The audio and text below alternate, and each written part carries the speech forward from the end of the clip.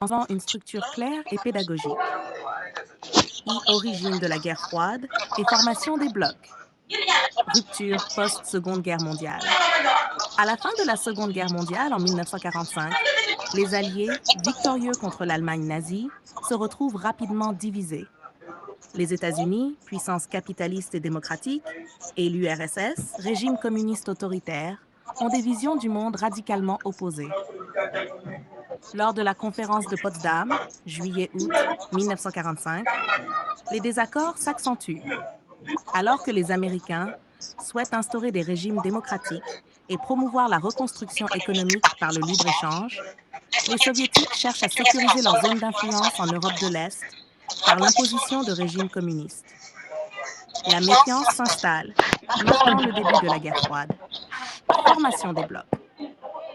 Dès 1947, la confrontation se cristallise avec la doctrine Truman, qui vise à contenir l'expansion du communisme. Les États-Unis offrent une aide économique et militaire à tout pays menacé par le communisme, notamment à la Grèce et à la Turquie. En 1948, le plan Marshall propose une aide financière massive à l'Europe pour sa reconstruction, excluant de facto les pays sous domination soviétique.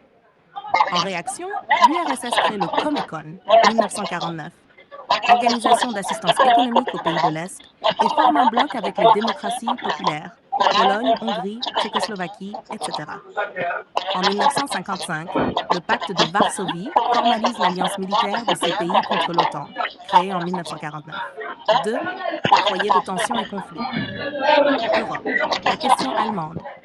L'Allemagne vaincue est divisée en 4 zones d'occupation: américaine, britannique, française, soviétique.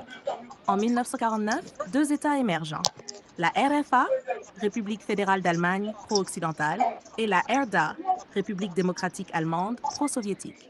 Berlin, également divisé, devient un lieu symbolique de la confrontation. En 1948-1949, l'URSS impose un blocus de Berlin-Ouest pour contraindre les Occidentaux à quitter la ville. Les États-Unis organisent un pont aérien pour ravitailler la population, marquant leur détermination à défendre leur zone. Asie. La guerre de Corée. En 1950, la Corée du Nord, communiste et soutenue par la Chine et l'URSS, envahit la Corée du Sud, alliée aux États-Unis.